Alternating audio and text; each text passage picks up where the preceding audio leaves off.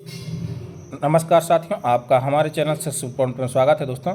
तो आज देखेंगे हम कंप्यूटर से संबंधित वन लाइनर क्वेश्चन देखेंगे, ताकि जो आपका एग्ज़ाम है उसमें आपको बहुत सारे क्वेश्चन देखने को मिलेंगे। तो चलिए दोस्तों, वीडियो की शुरुआत करते हैं। अगर आप हमारे चैनल पर नए हो तो चैनल को सब्सक्राइब, लाइक, शेयर करना ना भूलें दोस्तों। तो हमारा पहला क्वेश्चन है, यह इलेक्ट्रॉनिक डिवाइस जो डाटा को स्वीकार करती है, डाटा प्रोसेस करती है तथा आउटपुट उत्पन्न करती है और परिणामों को भविष्य में प्रयोग के लिए स्टोर करती है, कहलाती है। तो कंप्यूटर कहलाता है। आपके कंप्यूटर का प्रत्येक घटक या तो क्या होता है, या तो हार्डवेयर होता है या तो सॉफ्टवेयर होता है। हार्डवेयर जिसे आप छू सकते हैं, सॉफ्टवेयर जिसे आप छू नहीं सकते उसे सॉफ्टवेयर कहते हैं। परिभाषा भी आपके एग्जाम में पूछ सकता है। कंप्यूटर के बुनियादी कार्य हैं, डाटा को स्वीकार करना होता है, डाटा को सूचना में प्रोसेस करना होता है, डाटा और सूचना को स्टोर करना भी होता है, सूचना का विश्लेषण करना भी होता है। इनपुट के कंप्यूटर प्रोसेसिंग का परिणाम होता है वो आउटपुट, ठीक है ना। प्रोसेसिंग बाद का परिणाम जो होता है वो आउटपुट कहलाता है। कंप्यूटर प्रोसेस का बुनियादी लक्ष्य डाटा को सूचना में बदलना। अगला प्रश्न है, कंप्यूटर डाटा एकत्र करते हैं, जिसका अर्थ है कि वे प्रयोक्ताओं को डाटा इनपुट करने देते हैं। कंप्यूटर का प्रमुख कार्य क्या होता है? डाटा या सूचना का विश्लेषण करना, उसे प्रोसेस करना तथा स्टोर करना। अर्थपूर्ण ढंग से व्यवस्थित या प्रस्तुत किए गए डाटा को कहते हैं तो सूचना या इन्फॉर्मेशन कहते हैं। नॉन न्यूमेरिक डाटा का उदाहरण है तो कर्मचारी का पता, है ना। कंप्यूटर डाटा को मैनिपुलेट करता है, जिसे कहते हैं वो प्रोसेसिंग कहलाता है। कंप्यूटर प्रोसेस द्वारा इन्फॉर्मेशन में परिवर्तित करता है तो डाटा को परिवर्तित करता है, ठीक है ना। डाटा कच्चे तथ्यों या रॉ फैक्ट्स का अर्थहीन निरूपण है, जबकि सूचना अर्थपूर्ण रूप से व्यवस्थित डाटा है। तो दोस्तों, ये वन लाइनर क्वेश्चन है, इनको आप अच्छे से याद रखें और ये प्रश्न आपके एग्जाम में देखने को भी मिलेंगे। वे डिवाइस कौन सी हैं जो कंप्यूटर सिस्टम बनाती हैं और जिन्हें आप देख और छू सकते हैं? तो अभी मैंने बताया था आपकी लैंग्वेज कि जिन्हें आप छू सकते हैं, जिन्हें हम छू सकते हैं वो हार्डवेयर कहलाते हैं, जिन्हें हम छू नहीं सकते वो सॉफ्टवेयर कहलाते हैं।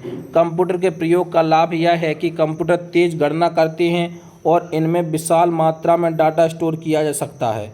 बैंकिंग लेन देन में ECS का अर्थ इलेक्ट्रॉनिक क्लियरिंग सर्विस, पूरा नाम भी पूछा जाता है आपका, तो इसका नाम हो जाएगा इलेक्ट्रॉनिक क्लियरिंग सर्विस। अगला है, कंप्यूटर की विशेषता नहीं है तो सोचने की क्षमता नहीं है उसके पास, है ना।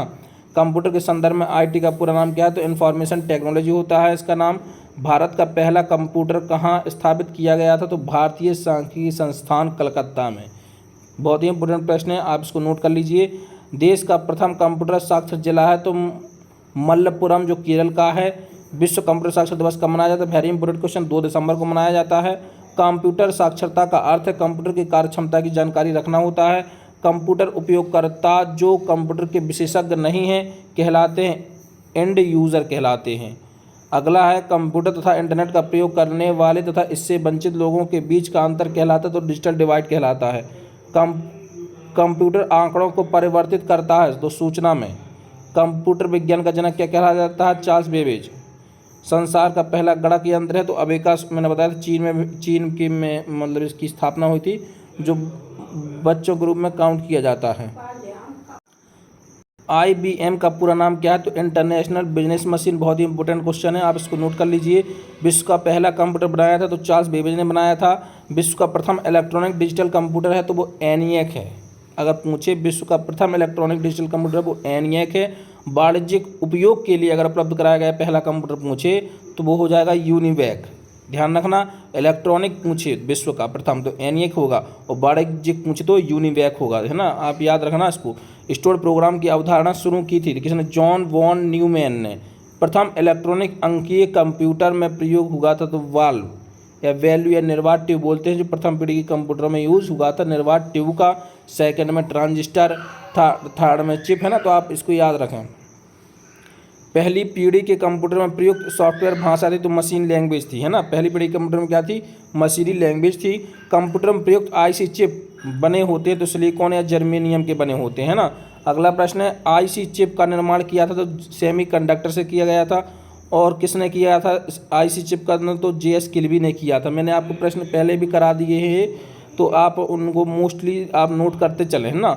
आधुनिक कंप्यूटरों का लघुरूपण संभव हो सका है समकालित परिपथ चिप्स या इंटीग्रेटेड सर्किट चिप्स के प्रयोग से।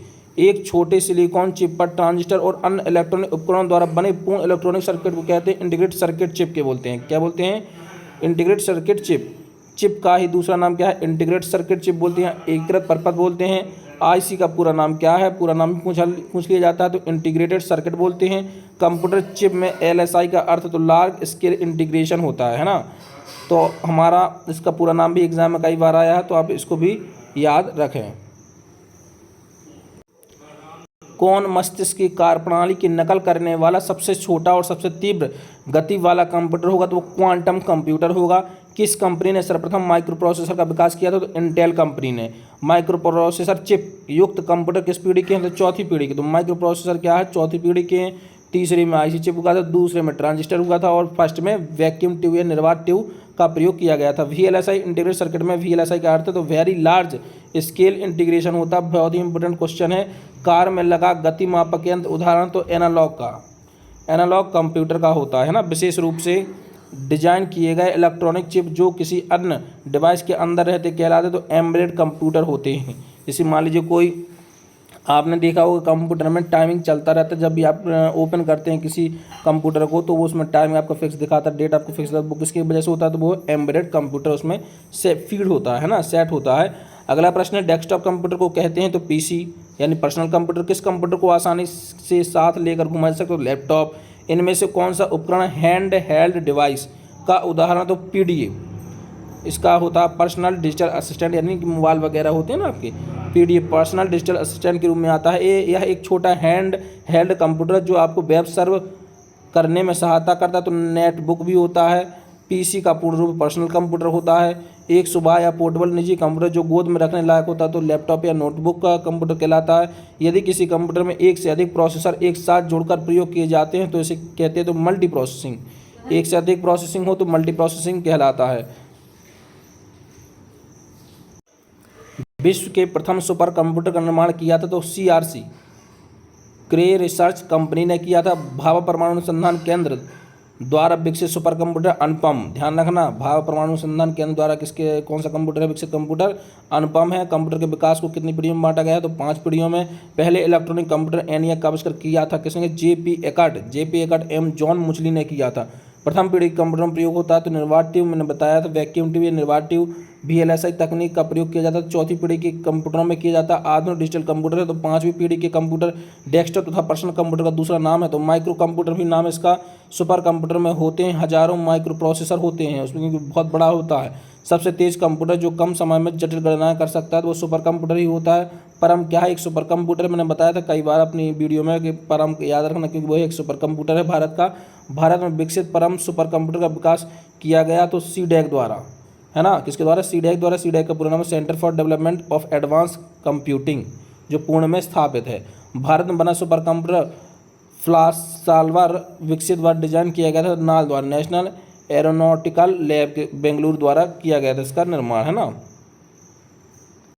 कौन सबसे बड़ा, सबसे तेज और सबसे महंगा कंप्यूटर? तो वो सुपर कंप्यूटर कहलाता है। भारतीय वैज्ञानिकों द्वारा विकसित सुपर कंप्यूटर तो परम, मैंने आपको बताया कई बार, तो आप इसको नोट डाउन कर लीजिए। सीडैक का संबंध सुपर कंप्यूटर से।